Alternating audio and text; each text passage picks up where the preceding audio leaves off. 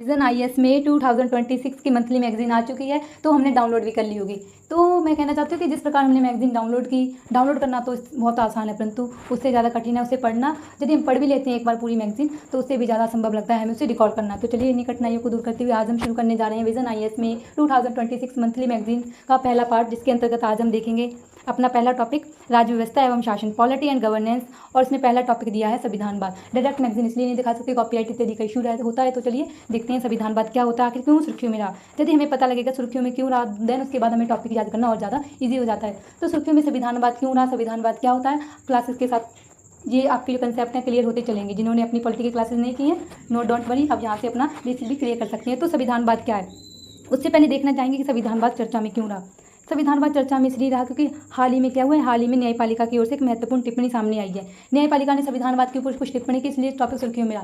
न्यायपालिका ने क्या टिप्पणी की है, न्यायपालिका ने टिप्पणी की है किसी भी संवैधानिक लोकतंत्र के भीतर, जिस देश में संविधान के अनुसार लोकतंत्र है, उस देश में संवैधानिक लोकतंत्र के भीतर क्या होता है, बहुसंख्यकवाद को कभी संविधानवाद के ऊपर प्राथमिकता नहीं दी जा सकती। इस प्रकार की टिप्पणी की है न्यायपालिका के द्वारा। तो न्यायपालिका के द्वारा क्या कहा गया, न्यायपालिका के द्वारा कहा गया है कि संवैधानिक लोकतंत्र के भीतर बहुसंख्यकवाद को प्राथमिकता नहीं दी जा सकती। किसके ऊपर नहीं दी जा सकती, संविधानवाद के ऊपर नहीं दी जा सकती। तो यही प्रश्न आता है आखिर संविधानवाद होता क्या है, जिसके ऊपर बहुसंख्यकवाद को प्राथमिकता नहीं दी जा सकती। संविधानवाद क्या होता है, शॉर्ट बताएं तो संविधान के अनुसार चलाई जाने वाली शासन प्रणाली, उस देश की शासन प्रणाली को हम कह सकते हैं कि उस देश में संविधानवाद है।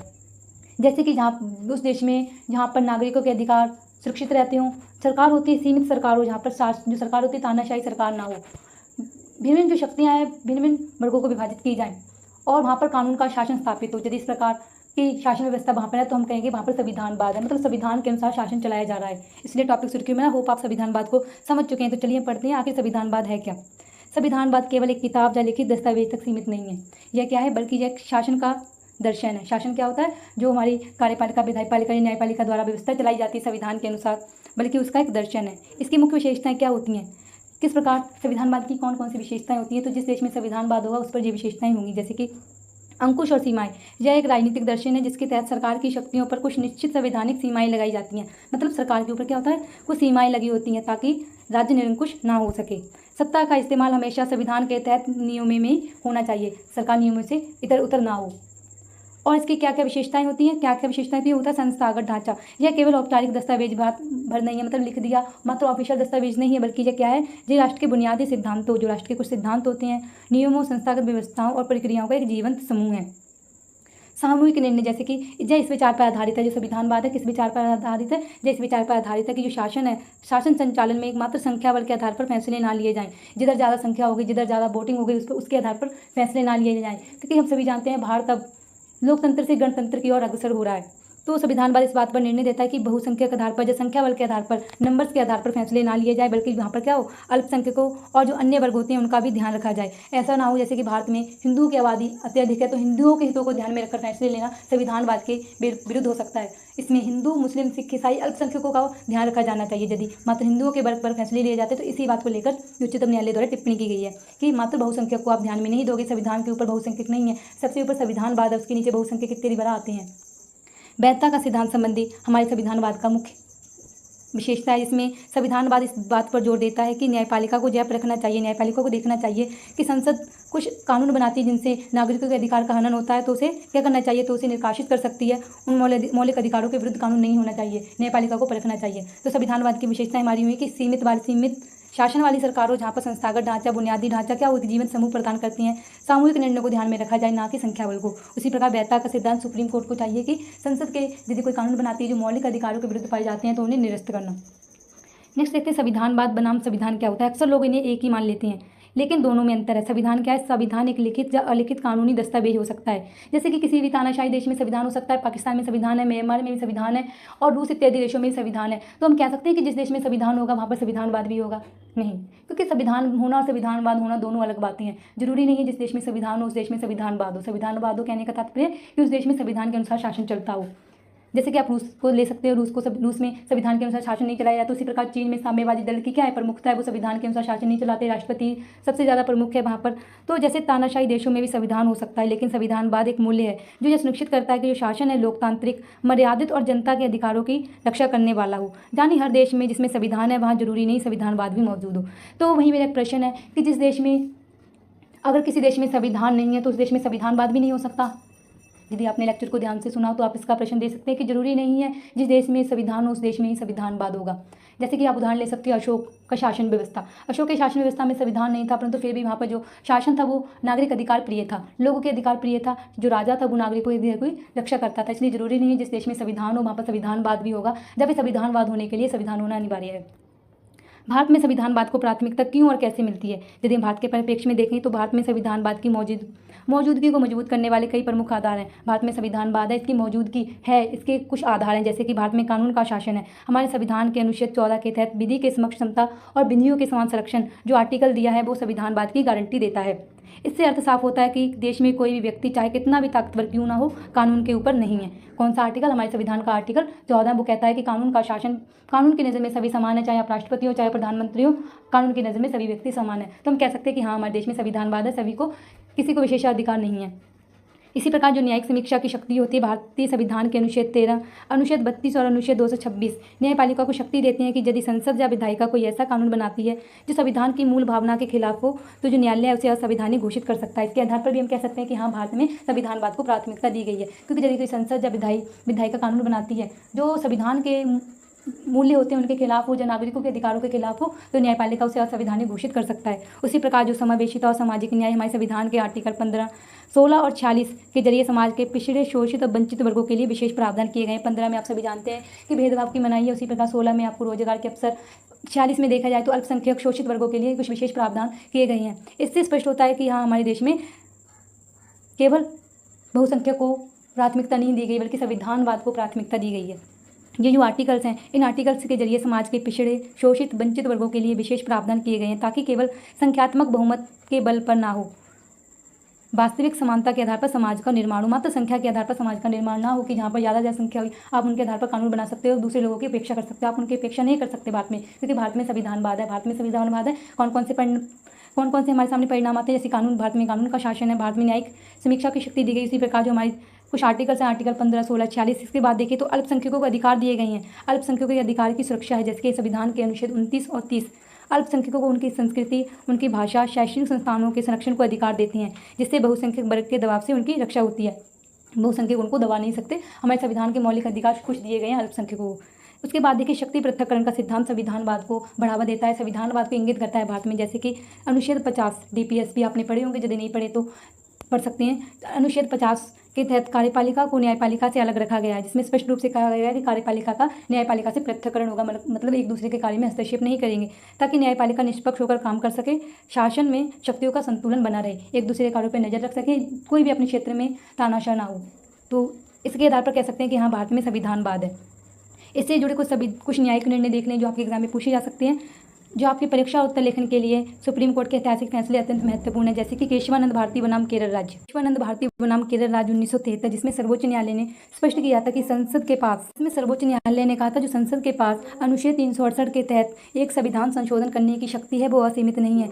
आप संविधान संशोधन के नाम पर असीमित कुछ भी ऐसा नहीं कर सकते जो संविधान की मूल संरचना, बेसिक स्ट्रक्चर के खिलाफ हो, क्योंकि केशवानंद भारती बनाम केरल राज्यवाद में सर्वोच्च न्यायालय ने एक सिद्धांत दिया था, मूल संरचना नामक सिद्धांत। यह देकर तय किया कि संविधान की आत्मा के साथ छेड़छाड़ नहीं कर सकती। आप संविधान संशोधन तो कर सकते हो, परंतु संविधान संशोधन एक सीमा के भीतर होना चाहिए, असीमित शक्ति नहीं है। यदि आप इस प्रकार करते हो तो संविधान संशोधन को असंवैधानिक घोषित किया जा सकता है, क्योंकि केशवानंद भारती बनाम केरल राज्य में सर्वोच्च न्यायालय द्वारा मूल संरचना नामक जो सिद्धांत है वो प्रतिपादित किया गया था, जिसमें कहा था कि आप उसकी संरचना नहीं बदल सकते, आप उसकी आत्मा नहीं बदल सकते, आप संविधान में संशोधन करो मात्र सीमाओं के भीतर रहकर। तत्पश्चात देखें एक और केस आता है कि इंदिरा गांधी बनाम राजनारायणवाद 2006। इस मामले में न्यायालय ने कहा था कि संविधानवाद निरंकुशता का कड़ा विरोध करता है, निरंकुश नहीं हो सकते, इसका संविधानवाद को विरोध करता है। ये बात तो मैं आपको सर्वप्रथम ही बता चुकी हूँ। शासन मनमाने फैसले से नहीं बल्कि संविधान की निष्पक्ष प्रक्रिया और नियमों के अनुसार चलना चाहिए। आप मनमाना फैसला नहीं ले सकते। इस प्रकार का निर्णय इंदिरा गांधी बनाम राजनारायणवाद में दिया गया था। इस प्रकार के जो वाद होते हैं आपके उत्तर लेखन को और ज़्यादा संगठित, प्रस्तुत शैली को काफ़ी संगठित बनाते हैं, अच्छा बनाते हैं। उसके बाद देखें आईआर कोहले बनाम तमिलनाडु राज्य 2007। सुप्रीम कोर्ट ने फैसला दिया था कि 9वीं अनुसूची में शामिल किसी भी कानून की भी न्यायिक समीक्षा की जा सकती है। तो इसलिए इस प्रकार का फैसला क्यों दिया गया था? इस प्रकार का फैसला इसलिए दिया गया था क्योंकि संसद के द्वारा एक कानून पारित कर दिया गया जिसमें कहा था कि जो विषय 9वीं अनुसूची में डाल दिए जाते हैं उसका न्यायपालिका क्या नहीं कर सकती, जुडिशियल रिव्यू नहीं कर सकती। तत्पश्चात आईआर कोहले बनाम तमिलनाडु राज्यवाद में सुप्रीम कोर्ट ने इस प्रकार के निर्णय को बदल दिया और कहा कि जो 9वीं अनुसूची में आप कोई विषय डालते हो, कोई कानून बनाते हो, उसका भी हम क्या कर सकते हैं, जुडिशियल रिव्यू या न्यायिक समीक्षा कर सकती है। देन उसके बाद देखें के एस पुट्टा स्वामी बनाम भारत संघ 2018। इस ऐतिहासिक फैसले ने निजता के अधिकार को अनुच्छेद 21 के तहत मौलिक अधिकार घोषित किया। मौलिक अधिकार 21 के तहत हमारे निजता का अधिकार राइट टू प्राइवेसी घोषित किया, जो क्या करता है, जो राज्य के मनमाने हस्तक्षेप से नागरिकों की रक्षा करता है।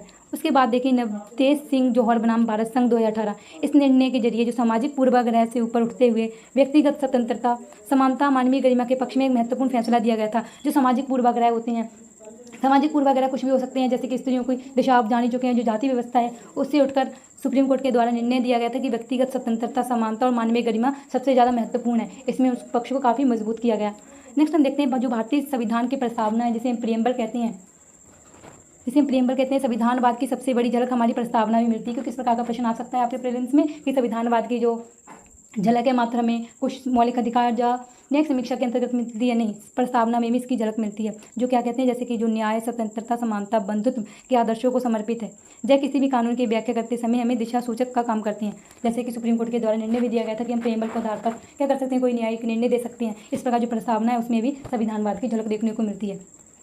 परंतु वर्तमान समय में संविधानवाद के समक्ष काफ़ी चुनौतियां देखिए आज के दौर में संविधानवाद के मार्ग में कई व्यवहारिक प्रैक्टिकल बाधाएं देखने को मिलती हैं। कौन कौन सी बाधाएं देखने को मिलती हैं, जैसे कि कार्यपालिका का अत्यधिक हस्तक्षेप, कई बार आपातकालीन शक्तियों के दुरुपयोग या प्रशासनिक अतिरेक के कारण संविधानवाद पर आ जाती है। जैसे कि कार्यपालिका के द्वारा जो अपनी शक्तियों का दुरुपयोग किया जाता है, किस प्रकार किया गया था, जैसे आप उदाहरण दे सकते हैं 1975 से 1977 तक आपातकाल, जिसके दौरान नागरिकों की जो व्यक्तिगत स्वतंत्रताएं हैं उसको भारी आघात पहुंचा था। आपातकाल के दौरान जो जायतियाँ हुई थी उससे नागरिकों के जो अधिकार उससे काफ़ी आघात पहुंचा था। जो हमारी आपातकाल संबंधी शक्तियाँ, इसका दुरुपयोग हमारे संविधानवाद को कमजोर करता है। इसके समक्ष एक प्रमुख चुनौती उभर कर आया है यदि हम इसका दुरुपयोग करते हैं। उसके बाद देखें जो अध्यादेश की संस्कृति है। अध्यादेश क्या होता है, अध्यादेश होता है जब संसद सदन में ना हो या कार्य ना कर रही हो और कानून बनाना जरूरी हो, तब अध्यादेश के माध्यम से कानून बनाया जाता है राष्ट्रपति के द्वारा। ये होती है अध्यादेश।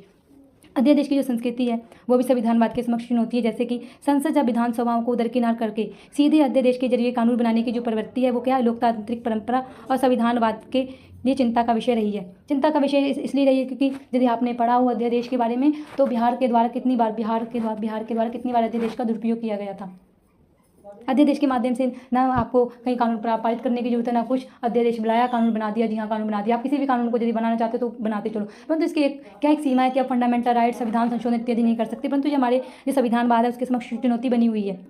उसी प्रकार शक्तियों का विकेंद्रीकरण और विवाद देखें तो अनुच्छेद 356 राष्ट्रपति का शासन का कई मौका राजनीतिक स्वार्थों के लिए दुरुपयोग किया गया है, जिससे संघ और राज्यों के भी संतुलन बिगड़ सकते हैं। जैसे कि राष्ट्रपति शासन का दुरुपयोग करना इस प्रकार किया भी जाता रहा है, काफ़ी इसके विवाद हुए हैं, जिससे क्या होता है, जिससे संघ और राज्यों का भी संतुलन बिगड़ता है और हमारे संविधानवाद के समक्ष प्रमुख चुनौती उभर कर आता है। उसके बाद देखिए संघवाद की कमजोर होती स्थिति, कई बार राज्यपाल के पद के दुरुपयोग, जैसे कि गोवा और मणिपुर 2017 के मामले आपने देखे होंगे। इसको लेकर काफ़ी सवाल उठे हैं कि राज्यों की स्वायत्ता का सम्मान हो रहा है, कि क्या राज्यों की स्वायत्ता का सम्मान हो रहा है, क्योंकि जो राज्यपाल होता है वो केंद्र के द्वारा नियुक्त किया जाता है। गोवा और मणिपुर मामले में राज्यपाल की जो स्थिति थी वो उस राज्य के प्रधान, उस राज्य के मुख्यमंत्री और जो राज्यपाल थे उनके बीच टकराव की स्थिति होती है, जो हमारे क्या करती है, जो हमारे संविधानवाद के समक्ष काफ़ी चुनौती उभर कर आती है। क्योंकि कई बार जो राज्यपाल होते हैं उन पर विवाद उत्पन्न होते हैं कि वो क्या होते हैं, वो केंद्र सरकार के रूप में कार्य कर रहे होते हैं, केंद्र सरकार उन पर निगाह रख रही होती है, जब केंद्र सरकार के अकॉर्डिंग कार्य कर रहे होते हैं। राज्य को कोई कानून बनाना होता है, यदि केंद्र सरकार ना चाहे तो वो राज्यपाल को मना कर सकती है। इस प्रकार के विवाद प्रतिवाद उत्पन्न होते रहे हैं जो हमारे संघवाद को काफ़ी कमजोर करते हैं। उसी प्रकार जो न्यायिक अति सक्रियता होती है, जैसे कि यदि भी मौलिक अधिकारों की रक्षा करने के लिए न्यायपालिका का हस्तक्षेप जरूरी है, क्योंकि न्यायपालिका के ऊपर ही संविधान बनाए रखने की जिम्मेवारी सौंपी गई है। लेकिन कभी कभार जो न्यायालय होता है नीतिगत मामलों में भी दखल देने लगता है। आप मौलिक अधिकारों तक जो आपको अधिकार दिया गया है उस तक तो ठीक है, परंतु यदि जो न्यायपालिका होती है वो अपने नीतिगत मामलों को भी देखने लगती है, जिससे क्या होता है, शक्ति के पृथक्करण का सिद्धांत प्रभावित होता है। न्यायपालिका की अति सक्रियता भी शक्तियों के विकेंद्रीकरण में बाधा होती है। न्यायपालिका क्या करने लगती है, न्यायपालिका विधायिका या कार्यपालिका इत्यादि का कार्य करने लगे तो शक्ति का पृथक्करण जो हमारे संविधान के आर्टिकल DPSP 50 में दिया गया है उसका क्या होता है, उसका उल्लंघन होता है, जो हमारे संविधान के संविधानवाद को इंगित करता है। निष्कर्षतः हम क्या कर सकते हैं, संक्षेप में कहा जा सकता है कि संविधानवाद इस बात की सबसे बड़ी गारंटी है कि हमारा लोकतंत्र सिर्फ चुनावी जो औपचारिकता ना बनकर न्याय, स्वतंत्रता, समानता और मानवीय गरिमा जैसे पवित्र मूल्यों पर आधारित रहे। क्योंकि यदि मात्र संविधान होता तो यदि लोकतांत्रिक संविधान होता तो मात्र बहुमत के आधार पर शासन होता, परंतु अभी भारत जो होता है, भारत क्या होता है, भारत गणतंत्रता की ओर अग्रसर होता जा रहा है। जैसे कि माननीय उच्चतम न्यायालय ने बार बार रेखांकित किया कि बहुमत का शासन सबसे महत्वपूर्ण हो सकता है, लेकिन संविधानवाद की सर्वोच्चता ही संविधान के लोकतांत्रिक ताने बाने को सुरक्षित रख सकती है।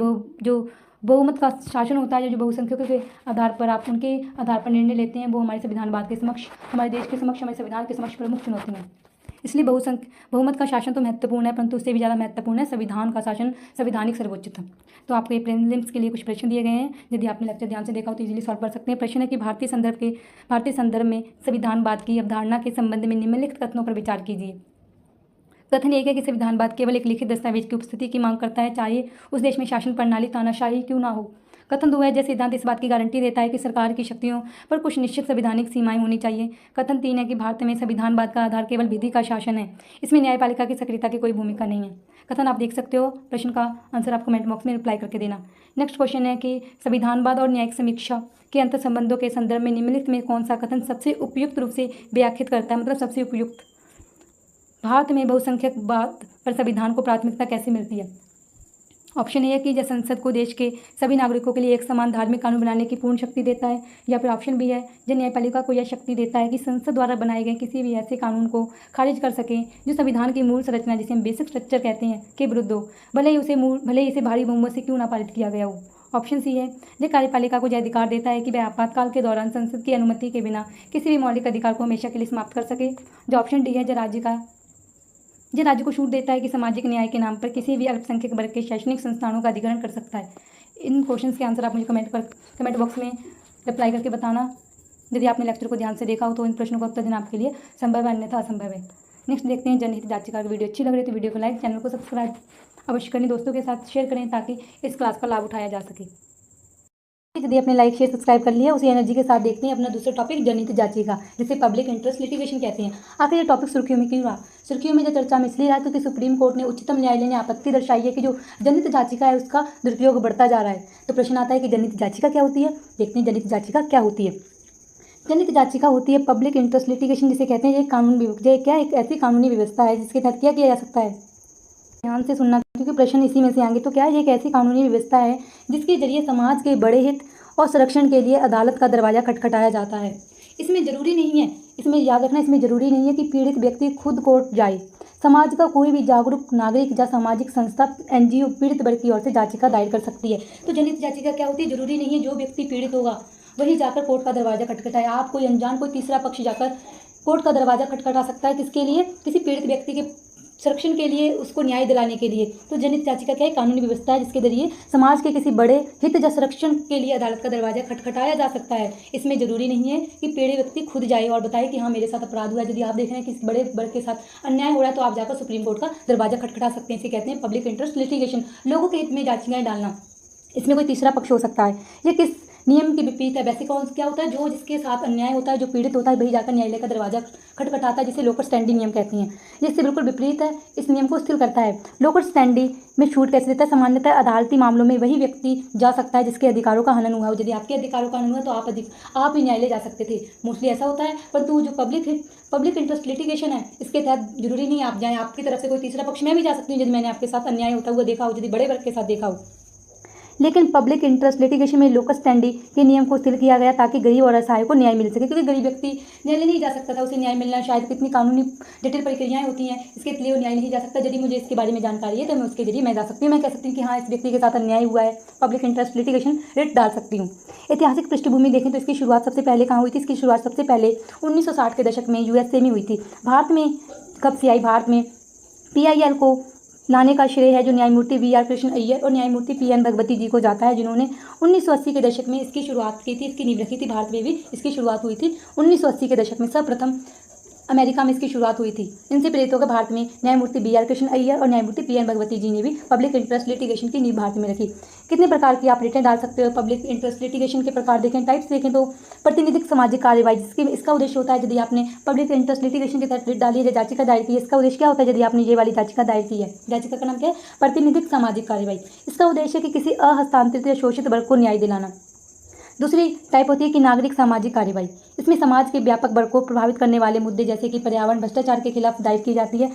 और देखते हैं पारंपरिक बनाम PIL। पारंपरिकता जैसे कि कौन सी कली आ रही है? पारंपरिकता मामले में मुकदमा किसी निजी विवाद से जुड़ा होता था, जबकि PIL सार्वजनिक हित से सर्वोपरि होता है, जिसमें सार्वजनिक हित को ध्यान में रखकर पब्लिक इंटरेस्ट लिटिगेशन रिट डाली जाती है। आप निजी हित के लिए नहीं दायर कर सकते। भारत में PIL के बढ़ते उपयोग के क्या कारण है? आखिर भारत में क्यों PIL इतनी बढ़ती? क्योंकि न्यायिक अति सक्रियता। अभी हम लास्ट जो हमने टॉपिक पढ़ा था उसमें हमने देखी थी कि न्यायिक अति सक्रियता क्या होती है। तो न्यायालय ने अनुच्छेद 21, 32 और 226 के अंतर्गत मूल अधिकारों के दायरों का विस्तार किया है न्यायिक अतिसक्रियता का प्रयोग करते हुए, पब्लिक इंटरेस्ट लिटिगेशन का प्रयोग करते हुए, इसलिए इसका प्रयोग बढ़ रहा है। उसके बाद देखिए न्याय तक सहज पहुंच। अब तक एक साधारण पत्र, पोस्ट कार्ड, जहां तक कि अखबार की कटिंग को भी रिट याचिका के रूप में स्वीकार किया जाने लगा है।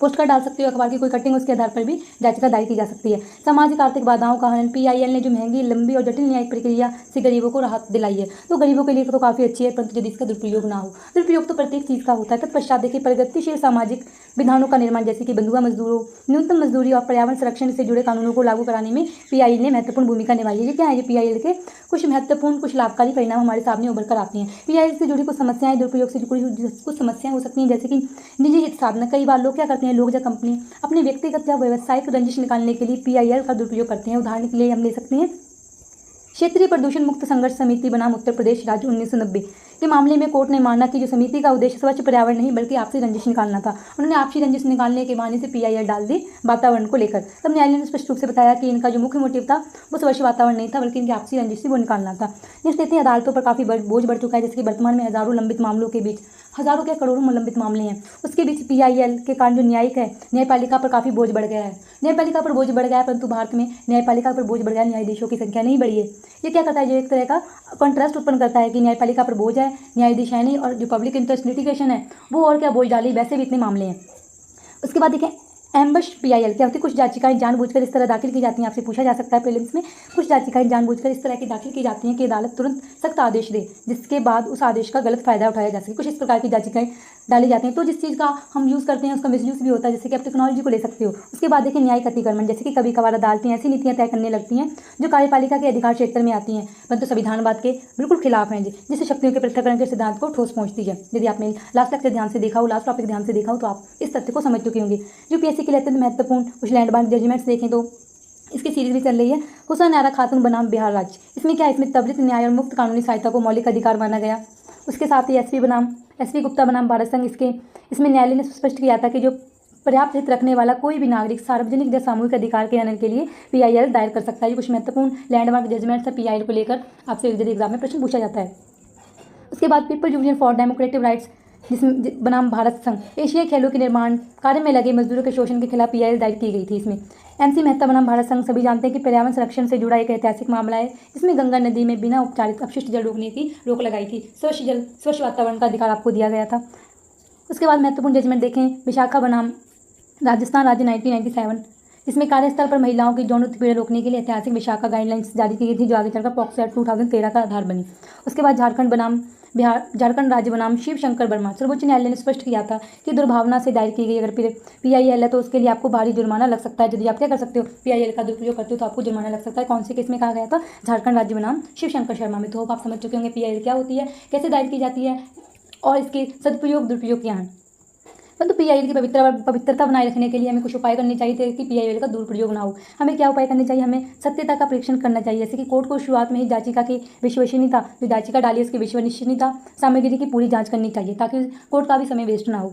उसके बाद नियम निर्माण करने चाहिए। अदालतों को चाहिए कि वे वास्तविक PIL को प्रोत्साहित करें और तुच्छ या फर्जी याचिकाएं होती हैं उनके विरुद्ध कड़े नियम बनाए, उन्हें सजा का प्रावधान करें, जुर्माना इत्यादि, जैसे कि किया भी गया था। लोकहित का मूल्यांकन करना चाहिए। केवल वही याचिकाएं आगे बढ़ाई जाएं जो वास्तविक और गंभीर लोकहित के लिए हो। ऐसा ना हो कि निजी हित के लिए याचिकाएं दायर की गई उसको आगे बढ़ाया जाए। दंड का प्रावधान, जैसे कि दुर्भावनापूर्ण या फर्जी याचिकाएं दायर करने के लिए भारी जुर्माना लगाया जाए। इसी प्रकार कुछ वैकल्पिक उपायों का प्रयोग करना चाहिए, क्योंकि कोर्ट ये देखी कि क्या प्रशासनिक स्तर पर ये शिकायत है वो संभव है, सॉल्व की जा सकती है। यदि हाँ तो जरूरी है आप कोर्ट आओ सीधे, यदि नहीं की जा सकती तो आप सीधे कोर्ट का रुख ले सकते हो। इस प्रकार कुछ वैकल्पिक उपायों का भी इस्तेमाल करना चाहिए।